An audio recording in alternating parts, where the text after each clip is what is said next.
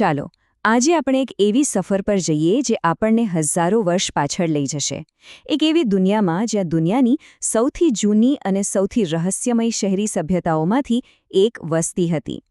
આજે આપણે સિંધુ ખીણની સભ્યતાના એક ખોવાયેલા નગરો અને એમના વણ ઉકેલ્યા રહસ્યોને સમજવાની કોશિશ કરીશું ક્યારેય વિચાર્યું છે કે આજથી લગભગ 4,500 વર્ષ પહેલાંના શહેરો કેવા હશે શું ત્યાં પણ અત્યારના જેવા પાકા મકાનો પહોળા રસ્તાઓ અને ગટર વ્યવસ્થા જેવી સુવિધાઓ હશે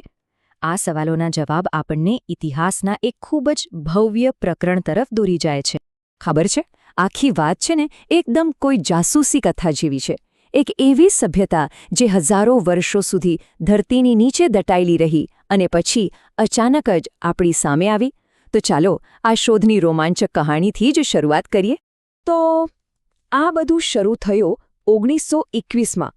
પુરાતત્વવિદોએ પંજાબમાં હડપ્પા નામની એક જગ્યા શોધી કાઢી અને એના બરાબર એક જ વર્ષ પછી 1922માં સિંધ પ્રાંતમાં મોહેન્જો-દડો મળી આવ્યું બસ આ બે શોધોએ તો જાણે ભારતીય ઉપખંડનો આખો ઇતિહાસ જ ફરીથી લખી નાખ્યો ધીમે ધીમે ખબર પડવા લાગી કે આ કોઈ નાના મોટા ગામડા ન હતા પણ એક એવી વિશાળ સભ્યતા હતી કે જેનો વિસ્તાર પ્રાચીન ઇજિપ્ત અને મેસોપોટેમિયાને ભેગા કરીએ ને તો પણ એનાથી મોટો હતો આ સભ્યતાનો ફેલાવો ખરેખર અકલ્પનીય છે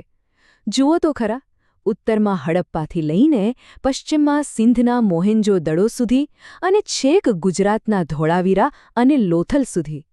આ કોઈ નાનું સૂનું વિસ્તાર નહોતો આ તો એક આખું સામ્રાજ્ય હતું જે દૂર દૂર સુધી ફેલાયેલું હતું તો આ સભ્યતાના રહસ્યો ઉકેલવા માટેની પહેલી ચાવી ક્યાં મળે એમના શહેરોમાં એમની નગરરચના એટલી અદ્ભુત હતી કે આજના આધુનિક શહેરોને પણ વિચારતા કરી દે દાખલા તરીકે મોહેન્જો-દડોમાં આવેલું આ વિશાળ સ્નાનાગાર જુઓ આને ખાલી એક સ્વિમિંગ પૂલ ના કહી શકાય એની જે ચોકસાઈભરી રચના છે પાકી ઈંટોનું મજબૂત ચણતર છે એ બધું જ એમની ઇજનેરી કળાની સાબિતી આપે છે ઇતિહાસકારો તો એવું માને છે કે આ કોઈ સામાન્ય નહાવા માટે નહીં પણ ખાસ ધાર્મિક પ્રસંગો માટે વપરાતું એક પવિત્ર સ્થળ હશે એમનું શહેરનું પ્લાનિંગ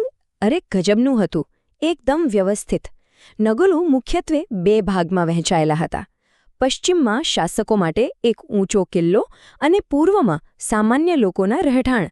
રસ્તાઓ એકદમ સીધા એકબીજાને કાટખૂણે કાપતા અને સ્વચ્છતાનું તો એટલું ધ્યાન રાખતા કે એ જમાનામાં એમની પાસે ભૂગર્ભ ગટર વ્યવસ્થા હતી અને આ બધું બાંધકામ એક સરખી પાક્કી ઈંટોથી થયેલું હતું અને વાત ખાલી સારા મકાનોની નહોતી આ લોકો મોટા વ્યાપારી પણ હતા આપણા ગુજરાતના લોથલમાં જે આ વિશાળ ધક્કો એટલે કે ડોકયાર્ડ મળ્યું છે ને એ પાક્કો પુરાવો છે કે તેઓ દરિયાઈ માર્ગે કેટલો મોટો વ્યાપાર કરતા હશે આ બતાવે છે કે એમના સુવ્યવસ્થિત શહેરો એક મોટી આર્થિક વ્યવસ્થાના કેન્દ્રો પણ હતા સારું શહેરો તો જોયા પણ આ ભવ્ય નગરોની દિવાલોની પાછળ રહેતા લોકો કેવા હતા એમનું રોજિંદુ જીવન કેવું હતું ચાલો હવે એમની દુનિયામાં જઈએ અને જોઈએ કે તેઓ શું ખાતા શું પહેરતા અને શું કામ કરતા હતા આ જો માટીનું એક નાનકડું રમકડાનું ગારડું આવી નાની નાની વસ્તુઓ આપણને સીધા એ લોકોના ઘરમાં લઈ જાય છે આના પરથી સ્પષ્ટ થાય છે કે એ લોકો પોતાના બાળકો માટે રમકડા પણ બનાવતા હતા આ તેમની કારીગરી અને સંસ્કૃતિ બંનેની કેટલી સુંદર ઝલક આપે છે તો એમના જીવનની વાત કરીએ તો મુખ્ય વ્યવસાય હતો ખેતી અને પશુપાલન ઘઉં અને જવ જેવા પાક ઉગાડતા આ સિવાય માટીકામ ધાતુકામ અને ખાસ તો મણકા બનાવવાની કળા એ લોકો માહેર હતા કપડામાં મોટે ભાગે બે વસ્ત્રો પહેરતા અને સોના ચાંદીના અને મણકાના ઘરેણાના પણ શોખીન હતા હવે આવે છે આખી વાતનો સૌથી રસપ્રદ અને કહી શકાય કે રહસ્યમય ભાગ એમની માન્યતાઓ આપણને ક્યાંયથી કોઈ મંદિરના અવશેષો તો નથી મળ્યા પણ અમુક પુરાવાઓ ચોક્કસ એમની શ્રદ્ધા તરફ ઇશારો કરે છે કોઈ મંદિર તો નથી મળ્યું પણ પુરાતત્વવિદોને જે મૂર્તિઓ મળી છે એના પરથી અનુમાન લગાવાય છે કે તેઓ માતૃકા દેવીની પૂજા કરતા હશે આ ઉપરાંત ધરતી વૃક્ષો અને પશુઓને પણ પવિત્ર માનતા હોય એવું લાગે છે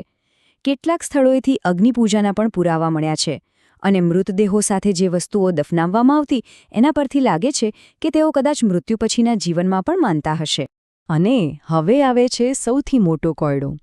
આ લોકો લખી વાંચી જાણતા હતા એમની પોતાની એક લિપિ હતી જે આપણને હજારો મુદ્રાઓ પર જોવા મળે છે. પણ દુઃખની વાત એ છે કે આટલા વર્ષોના પ્રયત્નો પછી પણ આપણે હજુ સુધી આ લિપિને ઉકેલી શક્યા નથી. તેઓ શું લખી ગયા એમના શબ્દો આજે પણ એક રહસ્ય છે. તો પછી થયું શું? આટલી વિકસિત, આટલી વ્યવસ્થિત સભ્યતા અચાનક ગાયબ કઈ રીતે થઈ ગઈ? શું કોઈ ભયંકર પૂર આવ્યું હતું? કે પછી મોટો ધરતીકંપ? અથવા કોઈ બહારના લોકોએ આક્રમણ કર્યું હશે? સાચું કારણ શું હતું એ આજે પણ ઇતિહાસકારો માટે એક મોટો સવાલ છે. પણ વાર્તા અહીં પૂરી નથી થતી. સિંધુ ખીણની સભ્યતા ભલે અદૃશ્ય થઈ ગઈ, પણ ઉપખંડનો ઇતિહાસ ત્યાં અટક્યો નહીં. જ્યાં પુરાતત્વીય પુરાવાઓ શાંત થઈ જાય છે, ત્યાંથી ઇતિહાસના બીજા પ્રકરણની શરૂઆત થાય છે, અને તેની માહિતી આપણને મળે છે આપણા પ્રાચીન ગ્રંથોમાંથી. અને આ સમયગાળાને સમજવા માટેનો મુખ્ય સ્ત્રોત છે ઋગ્વેદ. તે 4 વેદોમાં સૌથી પ્રાચીન ગ્રંથ છે, જેમાં 1028 સૂક્તો એટલે કે પ્રાર્થનાઓનો સંગ્રહ છે. આ ગ્રંથ આપણને તે સમયના લોકોના જીવન અને તેમની માન્યતાઓ વિશે ઘણી બધી અમૂલ્ય માહિતી આપે છે. એટલે કે સિંધુ ખીણની લિપિનું એક રહસ્ય ભલે વણુકેલાયેલું રહ્યું, પણ ઋગ્વેદ જેવા પ્રાચીન ગ્રંથો તે પછીના યુગને સમજવા માટે એક નવી બારી ખોલી આપે છે.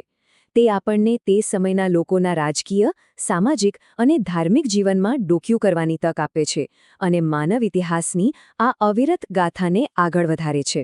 આ બધું જાણ્યા પછી મનમાં એક સવાલ તો થાય જ કે સિંધુ ખીણની સભ્યતાની જેમ બીજા કેટલાય રહસ્યો આજે પણ આપણી જમીન નીચે દટાયેલા હશે, જે બસ પોતાની શોધ થવાની રાહ જોઈ રહ્યા છે.